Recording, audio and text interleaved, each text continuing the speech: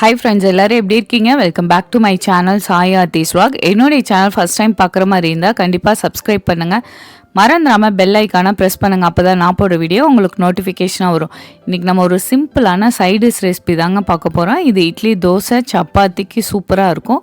பருப்பு இல்லாமல் ஈஸியாக ஒரு 10 to 15 மினிட்ஸில் நம்ம ரெடி பண்ணிக்கலாங்க.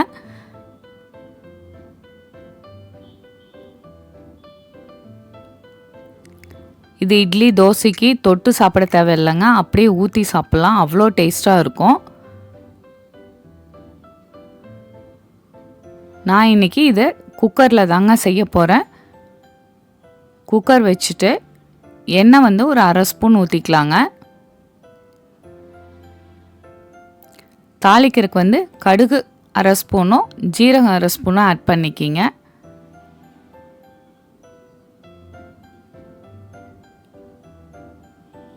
இது சிம்பிளான ரெசிபிங்க, ஆனால் டேஸ்ட்டும் சூப்பராக இருக்கும்.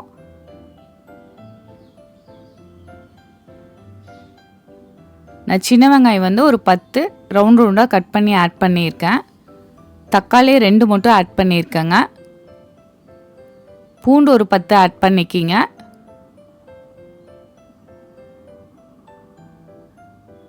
இது எல்லாமே வதங்கணும் நல்லா தேவையில்லைங்க. எல்லாத்தையுமே ஒன்றா ஆட் பண்ணிவிட்டு லைட்டாக மிக்ஸ் பண்ணி விட்டுட்டு நம்ம வந்து குக்கர் ஆன் பண்ணி ஒரு 7 விசில் விட்டு எடுத்துக்கலாம். நான் பெரிய சைஸ் உருளைக்கிழங்கு 1 ஆட் பண்ணுறேன். இது கூட வந்து கத்திரிக்காய் 1 ஆட் பண்ணுறேங்க. உங்களுக்கு எவ்வளோ குழம்பு தேவையோ அதுக்கு தகுந்த மாதிரி நீங்கள் இதெல்லாம் இன்க்ரீஸ் பண்ணிக்கலாம். நான் குழம்பு மிளகாய்த்தூள் 1 ஸ்பூன் ஆட் பண்ணுறேன். உங்களுக்கு கலர்ஃபுல்லாக வேணும்னா சில்லி பவுடர் கொஞ்சம் ஆட் பண்ணிக்கிங்க. தேவையான அளவு உப்பு ஆட் பண்ணிக்கலாங்க. மஞ்சத்தூள் 1/4 டீஸ்பூன் ஆட் பண்ணிக்கிங்க. பெருங்காயத்தூள் 1/4 டீஸ்பூன் ஆட் பண்ணிக்கலாங்க.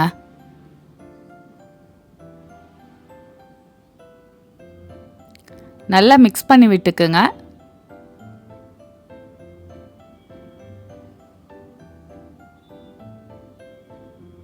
அவ்வளோதாங்க நம்ம ஆட் பண்ணுறது.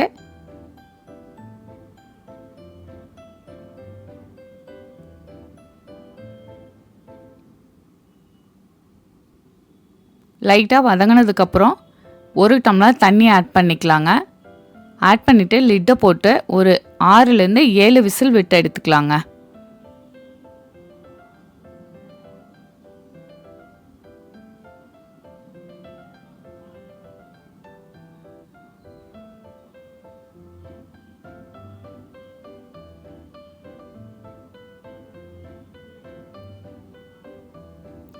பாருங்கள் நல்லா வெந்துருச்சு. இந்த மாதிரி ஸ்மாஷர் வச்சு நல்லா கடைஞ்சி விட்டுக்குங்க. உங்கள்கிட்ட மத்து இருந்தால் கூட நல்லா கடைஞ்சிக்கலாம். நல்லா கடையிறப்ப நல்லா கெட்டியாகவே வந்துருங்க. பாருங்கள் இந்த மாதிரி நல்லா கடைஞ்சி எடுத்துக்கோங்க. பாருங்கள் எவ்வளோ கெட்டியாக இருக்குன்ட்டு. உங்களுக்கு சப்பாத்திக்குன்னா நீங்கள் இந்த கன்சிஸ்டன்சிலே எடுத்துக்கலாம். இட்லி தோசைக்குன்னா இது கொஞ்சம் கெட்டியாக இருக்கிற மாதிரி இருக்குது, அதனால் தண்ணி கொஞ்சம் ஆட் பண்ணிக்கலாம். உங்களுக்கு எவ்வளோ தண்ணி வேணுமோ அவ்வளோ ஆட் பண்ணிக்கிங்க.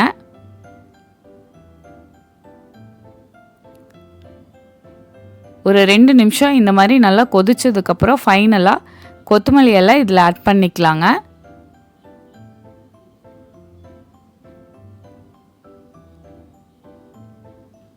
நல்லா மிக்ஸ் பண்ணி விட்டுக்குங்க. அவ்வளோதாங்க, 10 to 15 மினிட்ஸ் கூட ஆகாது. சூப்பரான ஒரு சிம்பிளாக பருப்பு இல்லாமல் சைடிஷ் ரெசிபி ரெடி ஆயிடுச்சு. நான் இன்றைக்கி இதை இட்லியோட தாங்க சர்வ் பண்ணுறேன்.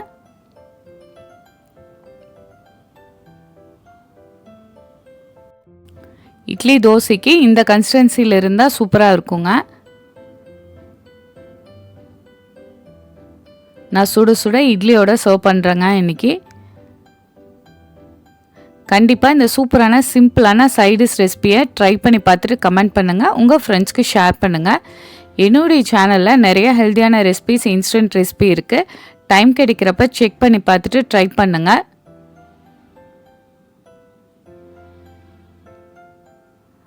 என்னுடைய channel Sai Aarthi's vlog like பண்ணுங்கள், ஷேர் பண்ணுங்கள், சப்ஸ்கிரைப் பண்ணுங்கள்.